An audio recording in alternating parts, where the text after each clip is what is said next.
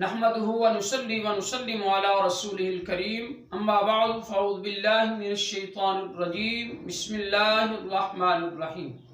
सामईन मोहतरम, हमारा साबिक़ा दर्स फ़ज़ाइल दुरूद व सलाम फ़रामीन मुस्तफ़ा सल्लल्लाहु अलैहि वसल्लम की रोशनी में था, और आज का हमारा ये दर्स दुरूद पाक के मसाइल के मुताल्लिक़ है। अज़ीज़ान मोहतरम, पहली बात यह है कि दुरूद पाक कब पढ़ना फ़र्ज है। फ़ुक़हा फरमाते हैं कि उम्र भर में एक मर्तबा सरकार की ज़ात पर दुरूद भेजना ये फ़र्ज है, और हर जलसा ज़िक्र में जहाँ भी मेरे आका अलैहिस्सलातु वस्सलाम के ज़िक्र की महफिल सजी हो, फरमाते हैं उसमें दुरूद व सलाम का पढ़ना वाजिब है।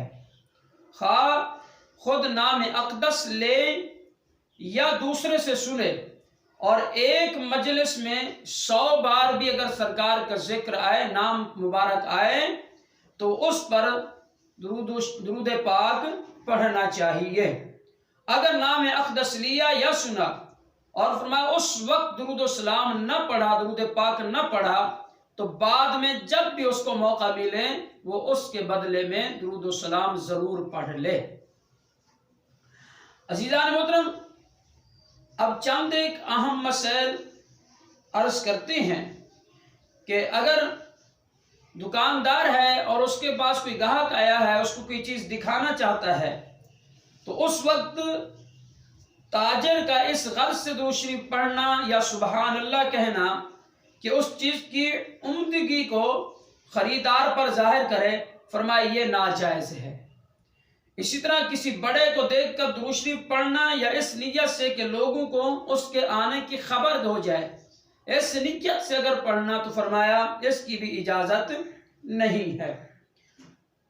फरमाया जहाँ तक मुमकिन हो दुरूद सलाम पढ़ते रहना चाहिए, लेकिन खुसूसियत के साथ ये चंद जगह हैं, इन पर दुरूद शरीफ का पढ़ना, दुरूद सलाम का पढ़ना मुस्तहसन है।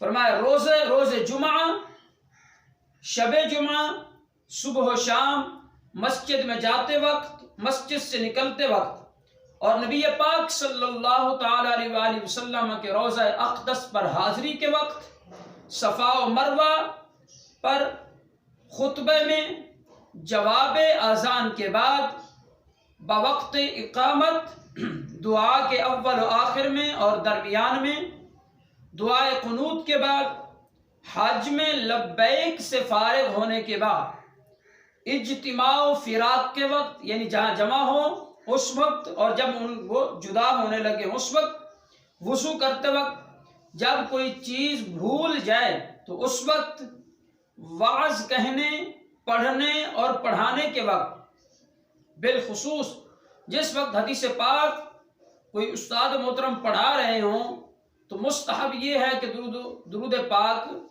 हदीस पाक से पढ़ाने से पहले भी पढ़ लें, और जिस वक्त हदीस पाक मुकम्मल हो जाए उस वक्त भी दुरूद पाक पढ़ लें।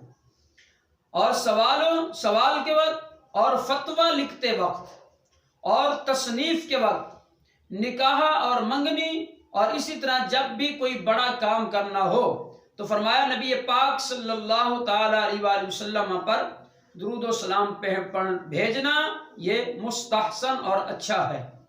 और इसी तरह नाम अक़दस लिखे, यानी सरकार का नाम मुबारक लिखे, तो बाज़ उलमा फरमाते हैं कि उस वक्त दुरूद पाक का लिखना, यानी सल्लल्लाहु ताला अलैहि वसल्लम का लिखना ये वाजिब है।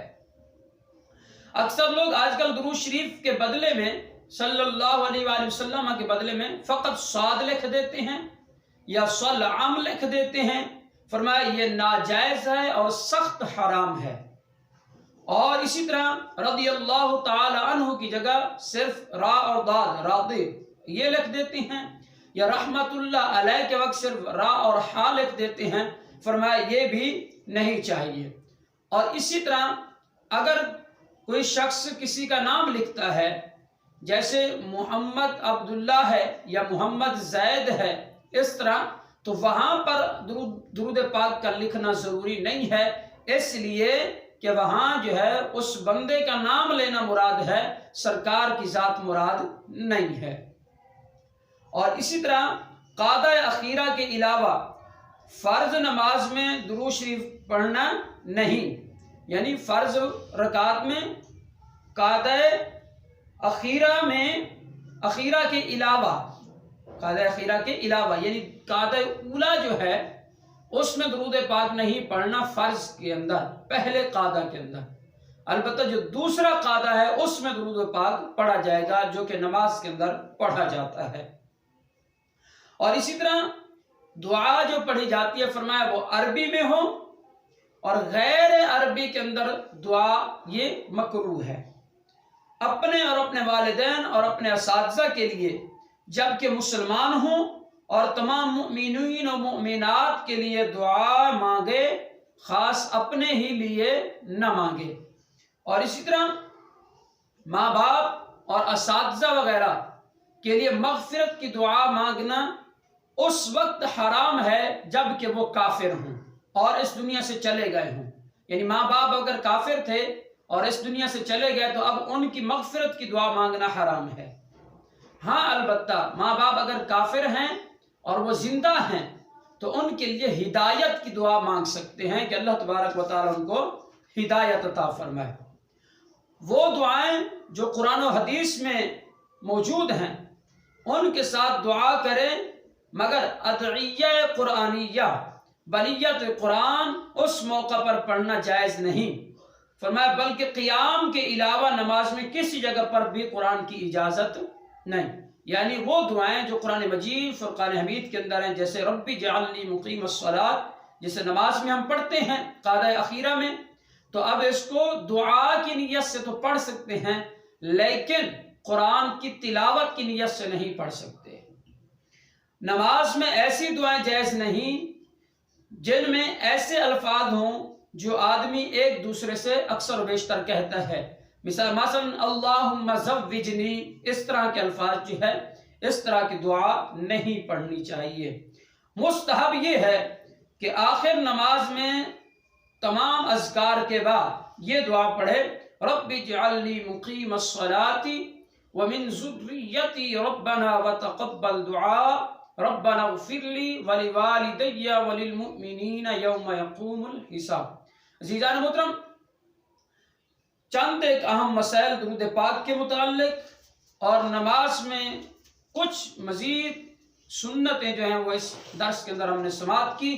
اللہ تبارک و تعالیٰ کی بارگاہ سے دعا ہے کہ اللہ تبارک و تعالیٰ ہم سب کو مسائل شرعیہ سیکھ کر ان پر عمل پیرا ہونے کی توفیق عطا فرمائے۔ آمین۔ وآخر دعوانا الحمدللہ رب العالمین۔